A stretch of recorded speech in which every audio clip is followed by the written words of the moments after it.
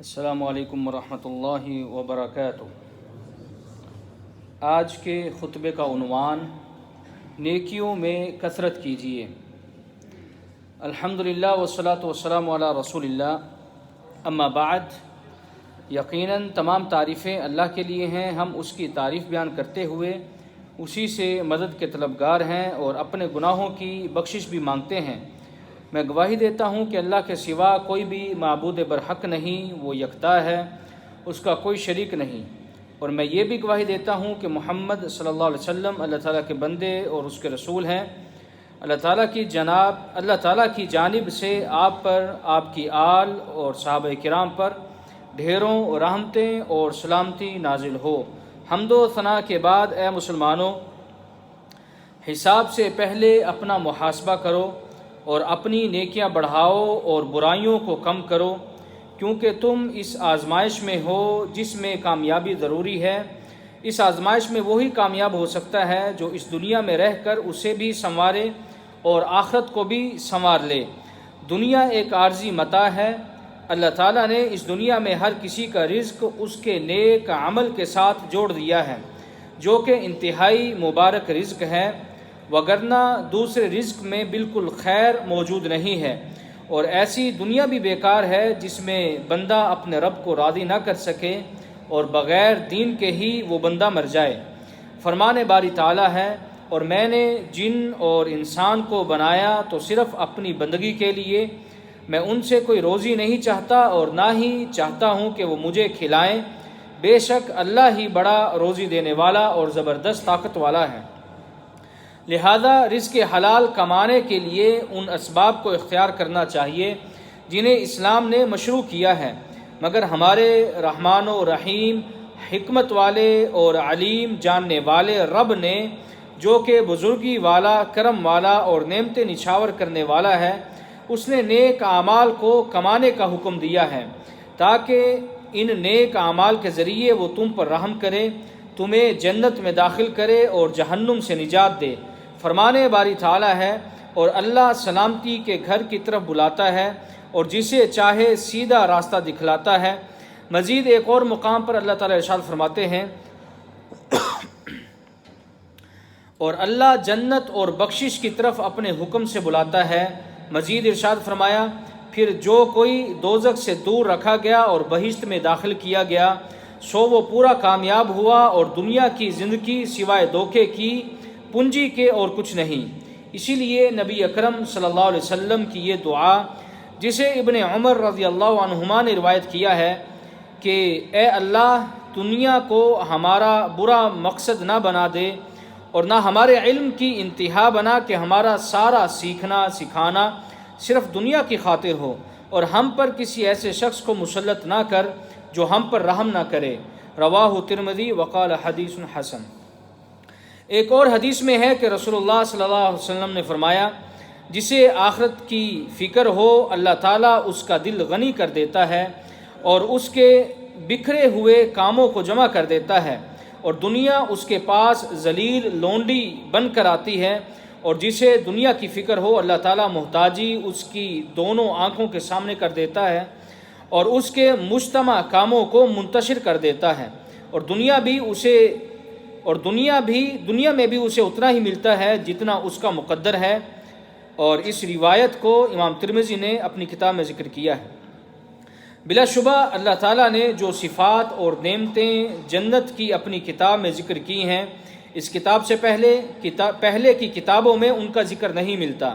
اسی طرح ہمارے رسول صلی اللہ علیہ وسلم نے بھی ان مقیم اور دائمی نعمتوں کا ذکر کیا ہے، بلکہ نعمتوں اور جہنم کے اوصاف ایسے بیان کیے ہیں جیسے انہوں نے اپنی آنکھ مبارک سے اسے دیکھا ہو، تاکہ نافرمانی کرنے والا، غفلت برتنے والا اور جاہل نصیحت پکڑ سکیں۔ اس لیے رسول اللہ صلی اللہ علیہ وسلم نے ہمارے لیے ان اعمال کو واضح بیان کر دیا جو جنت میں جانے کا سبب ہے۔ ان اسباب میں سے سب سے پہلا سبب، جو کہ بلند رتبہ والی جنت کا ضامن بھی ہے، وہ عمل توحید باری تعالیٰ ہے، کیونکہ اللہ تعالیٰ سے شرک نہ کرنے والا نماز پڑھتا ہے، زکوٰۃ دیتا ہے، ظلم سے بچتا ہے اور اپنے اہل و عیال کے حقوق ادا کرتا ہے۔ چنانچہ حضرت ابو ایوب انصاری رضی اللہ تعالیٰ عنہ نبی اکرم صلی اللہ علیہ وسلم سے بیان کرتے ہیں کہ جس نے اللہ کے ساتھ شرک نہ کیا، نماز پڑھی، زکوٰۃ دی، رمضان کے روزے رکھے اور کبیرہ گناہوں سے بچا، وہ جنت میں داخل ہوگا۔ رواہ احمد و اسنادہ صحیح۔ اسی طرح واجبات کو ادا کرنے کے بعد مختلف خیر کے کاموں میں کثرت، اسی طرح محرمات کو ترک کرنا بھی درجے بلند کرنے کا سبب بنتے ہیں اور انسان نیکیوں کو جمع کرتا ہے اور اس کے گناہوں کو مٹا دیا جاتا ہے۔ فرمان باری تعالیٰ ہے، اگر تم ان بڑے گناہوں سے بچو جن سے تمہیں منع کیا گیا ہے تو ہم تمہارے چھوٹے گناہ بھی معاف کر دیں گے اور تمہیں عزت کے مقام میں داخل کریں گے۔ اے مسلمانوں، اسی لیے آپ کو کسی چھوٹی نیکی یا بڑی نیکی کو حقیر سمجھ کر ترک نہیں کر دینا چاہیے۔ آپ کو کیا پتہ کہ وہ نیکی آپ کے میزان میں کتنی وزنی ہو سکتی ہے اور اس نیکی کے ساتھ آپ کے کتنے گناہ معاف ہو سکتے ہیں۔ اسی لیے خیر کے تو بہت سارے دروازے موجود ہیں جن کے بہت سارے فضائل اور انعامات ہیں، لہذا آپ کو کوشش کرنی چاہیے کہ آپ نیک کاموں میں بڑھ چڑھ کر حصہ لیں، اور ان نیک کاموں میں سے چند یہ ہیں۔ ان اذکار کو کثرت کے ساتھ کریں جو نمازوں کے بعد کیے جاتے ہیں۔ چنانچہ حضرت ابو ہریرہ رضی اللہ تعالیٰ عنہ سے روایت ہے کہ رسول اللہ صلی اللہ علیہ وسلم نے فرمایا، جس آدمی نے ہر نماز کے بعد 33 مرتبہ سبحان اللہ، 33 مرتبہ الحمدللہ اور 33 مرتبہ اللہ اکبر کہا تو یہ 99 کلمات ہو گئے، اور 100 کا عدد پورا کرنے کے لیے لا الہ الا اللہ وحدہ لا شریک لہ لہ الملک و لہ الحمد وہو علی کل شیء قدیر کہہ لیا تو اس کے سارے گناہ معاف کر دیے جائیں گے، چاہے وہ سمندر کی جھاگ کے برابر ہی کیوں نہ ہوں۔ رواہ مسلم۔ ایک اور حدیث میں ہے، سیدنا ابو امامہ رضی اللہ عنہ بیان کرتے ہیں کہ میں نے رسول اللہ صلی اللہ علیہ وسلم کو فرماتے ہوئے سنا، جو شخص ہر فرض نماز کے بعد آیت الکرسی پڑھے اسے جنت میں داخلے سے سوائے موت کے کوئی چیز نہیں روک سکتی۔ رواہ النسائی۔ اسی لیے نماز کے بعد کے اذکار ایک مسلمان کو سیکھنے چاہیے تاکہ وہ عظیم اجر سے کہیں محروم ہی نہ رہ جائے۔ اسی طرح اللہ اور اس کے رسول نے ہمیں نوافل پڑھنے کی بھی ترغیب دلائی ہے، کیونکہ یہ فرائض کی جنس سے ہی ہیں، اور ان نوافل سے اس کمی کو پورا کیا جاتا ہے جو فرائض اور واجبات میں رہ جاتی ہے۔ ایک حدیث میں ہے کہ قیامت کے دن بندے سے جس چیز کا سب سے پہلے حساب لیا جائے گا وہ نماز ہوگی۔ اگر اس نے نماز مکمل طریقے سے ادا کی ہوگی تو نفل نماز علیحدہ لکھی جائے گی، اور اگر مکمل طریقے سے ادا نہ کی ہو تو اللہ تعالیٰ اپنے فرشتوں سے کہے گا کہ دیکھو کیا میرے بندے کے پاس نفل نمازیں ہیں، تو ان سے فرض کی کمی کو پورا کرو، پھر باقی اعمال کا بھی اسی طرح حساب ہوگا۔ اسی لیے نوافل کا اہتمام کریں، جیسے وتر، سنتیں، اسی طرح زکوٰۃ کے ساتھ صدقات، رمضان کے علاوہ بھی نفلی روزے، فرض حج کے علاوہ دوسرے نفلی حج بھی کریں جن سے اللہ تعالیٰ آپ کے درجات بلند کر دے گا۔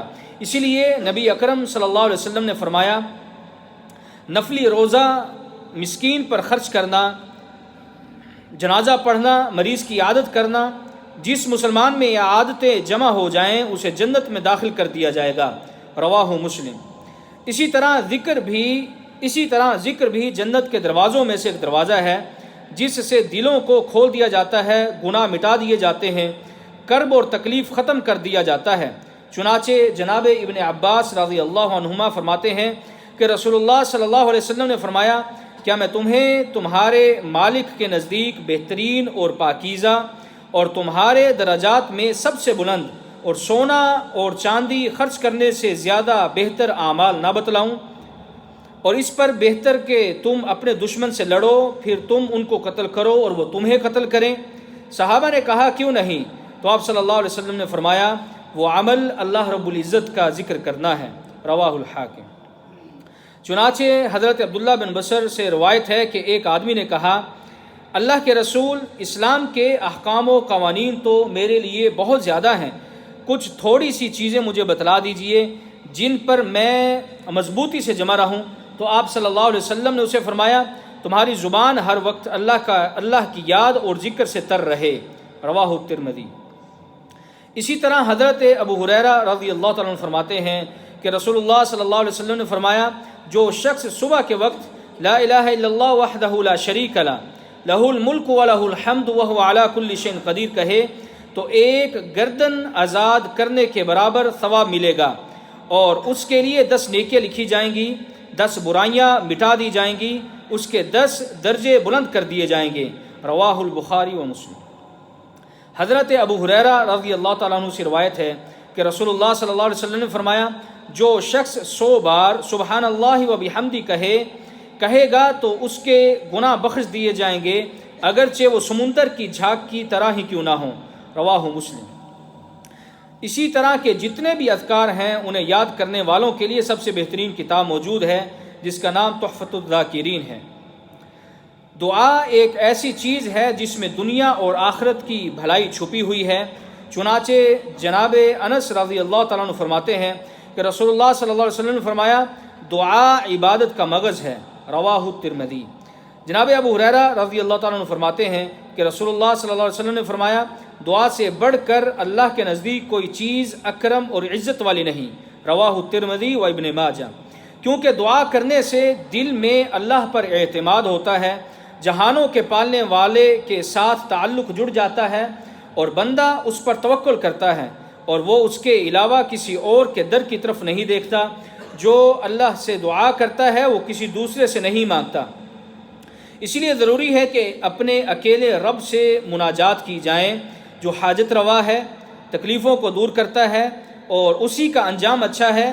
ایسے شخص کا ہی دین صحیح ہے، اور جس نے غیر اللہ سے مانگا وہ برباد ہو گیا اور خسارے میں پڑ گیا۔ اس نے دھوکہ دیا اور شرک اکبر کو خود پر حلال کیا، جسے اللہ رب العزت نے اس کے لیے حرام کیا تھا۔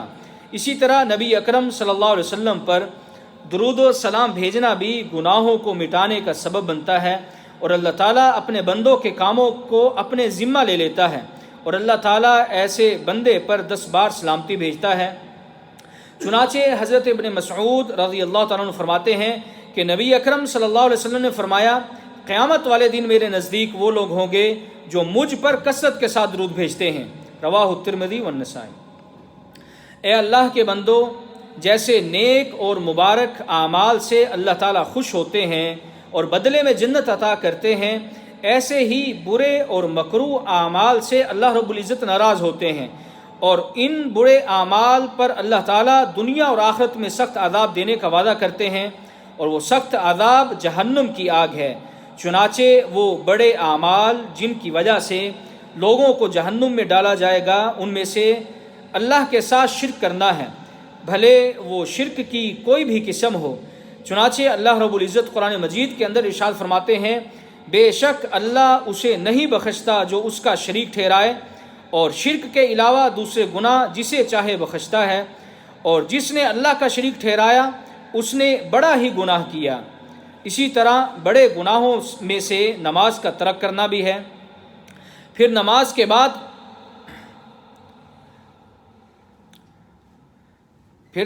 بعد تقریباً 70 بڑے گناہ ہیں، جیسے کسی کو قتل کرنا جسے قتل کرنے سے اللہ نے منع کیا ہو، زنا کرنا، بدکاری کرنا، اور قوم لوط کا عمل لواطت۔ فرمان باری تعالیٰ ہے، اور وہ جو اللہ کے سوا کسی اور معبود کو نہیں پکارتے، اور اس شخص کو ناحق قتل نہیں کرتے جسے اللہ نے حرام کر دیا ہے، اور زنا نہیں کرتے، اور جس شخص نے یہ کیا وہ گناہ میں جا پڑا۔ اللہ تعالیٰ مزید اہل جہنم کے بارے میں فرماتے ہیں، کس چیز نے تمہیں دوزخ میں ڈالا؟ وہ کہیں گے کہ ہم نمازی نہ تھے، اور نہ ہم مساکین کو کھانا کھلاتے تھے، اور ہم بکواس کرنے والوں کے ساتھ بکواس کیا کرتے تھے، اور ہم انصاف کے دن کو جھٹلایا کرتے تھے، یہاں تک کہ ہمیں موت آ پہنچی۔ چنانچہ نبی اکرم صلی اللہ علیہ وسلم نے بڑے بڑے نیک کاموں کا ذکر کرنے کے بعد فرمایا، کیا میں تمہیں ان تمام باتوں کا جس چیز پر دار و مدار ہے وہ نہ بتلاؤں؟ پھر آپ صلی اللہ علیہ وسلم نے اپنی زبان پکڑی اور فرمایا، اسے اپنے قابو میں رکھو۔ پوچھا گیا، اللہ کے نبی، کیا ہم جو کچھ بولتے ہیں اس پر پکڑے جائیں گے؟ آپ صلی اللہ علیہ وسلم نے فرمایا، لوگ اپنی زبانوں کی بڑبڑاہٹ کی وجہ سے ہی اوندے منہ یا نتنوں کے بل جہنم میں ڈالے جائیں گے۔ رواہ الترمذی۔ اسی لیے نبی اکرم صلی اللہ علیہ وسلم کا ایک اور ارشاد گرامی بھی ہے کہ اے لوگو، گناہوں کو حقیر جاننے سے بچو، یہ مل کر انسان کی ہلاکت کا سبب بن جاتے ہیں۔ اللہ تعالیٰ سے دعا ہے کہ وہ ہمیں نیک اعمال کرنے کی ہمت اور توفیق عطا فرمائے۔ سبحان ربک رب العزت عما یصفون وسلام علی المرسلین والحمد للہ رب العالمین۔